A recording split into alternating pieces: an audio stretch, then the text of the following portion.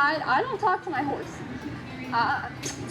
He's trained off of only a few things. That's why as I'm talking to you, he's, focused on what he's doing. But if I say, whoa, he says, okay, Mom, got it. So he's trained off of a click. That means trot. Kiss means canter. On the wrong lead, apparently. And like I said, whoa means stop. Whoa. And he's going to trip. Of course. So it's not necessarily what I say that he understands, it's how I say it, okay? My name's Killian Clark. I teach at Kroicki's Touch of Magic Farm in New Egypt, New Jersey. So during the day I ride training horses, and then in the evenings I teach riding lessons. So I'm from Tinton Falls, New Jersey, and my sisters and I are actually the only recorded births in Tinton Falls. Tinton Falls doesn't have a hospital, but we were actually born at home. So actually right in this room, right over there, is where Devin and I were born, as weird as that is. New Jersey is definitely a lucrative place for horseback riding because it's, it's a leisure activity. It's, a privilege for these kids to be able to do, whereas out west, they're on horses before they're born, which I think is totally cool. I almost wish that I was able to get on a horse before I could walk. But like I said, it's definitely lucrative out here, and, for me to go out west and do what I do would, arguably be difficult because, everyone out there knows how to train a horse. So I've been riding for, I guess, 14 years now. Growing up, my parents kept us in lessons. We rode anywhere from 2 to 4 times a week. It really didn't become a career for me until about 2 years ago. And so far, it's treated me pretty well, so I'm blessed in that respect.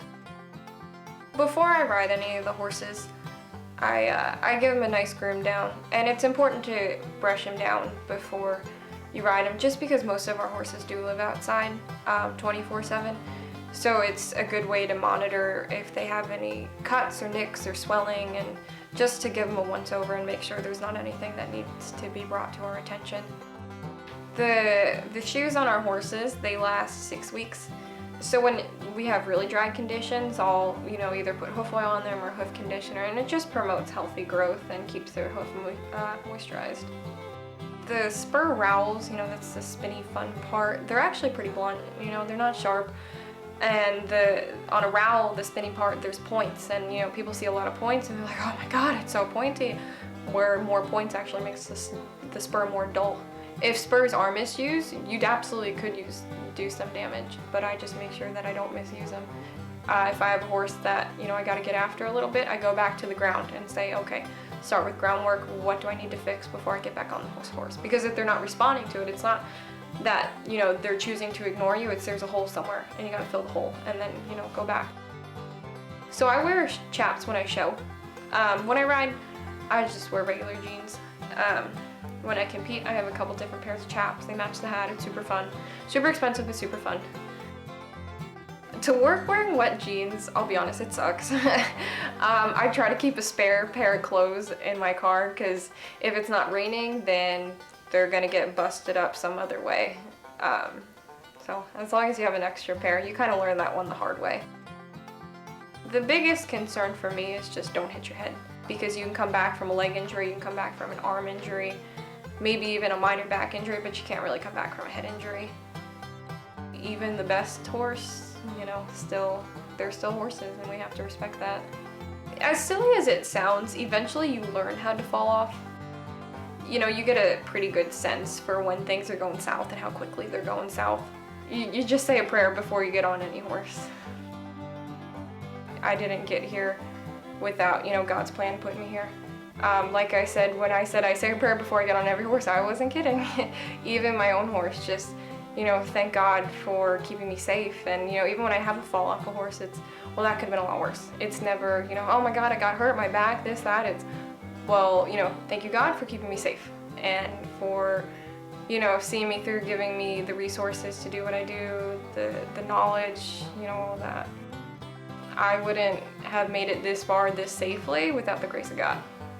A lot of the horses just respond to body language. I've had a couple judges say to me, when I compete, if your horse swishes a fly away on its back, if they are, a large animal and they feel something so small on their back, they can feel everything you're feeling, you know, how, if you're tense, if you're upset, if you're nervous. So you just gotta let go of whatever's bothering you, or, you know, anything like that, and just go in and start fresh.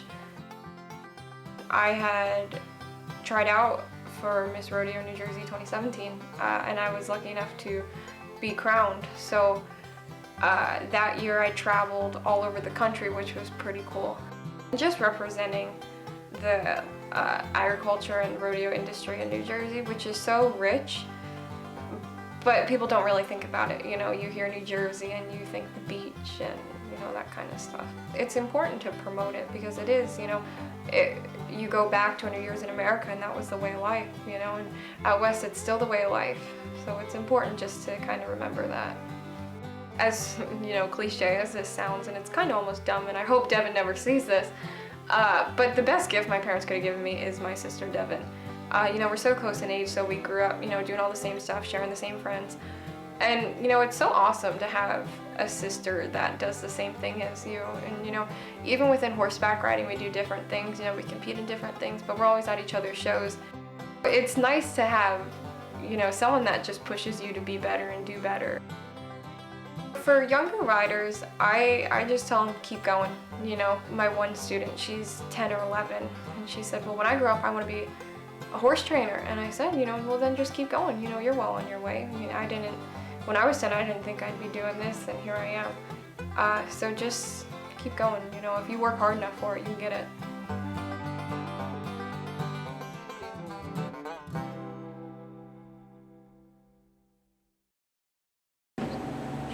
Okay, you're gonna hate me. Can you hold this horse for 2 seconds? Yeah, of course.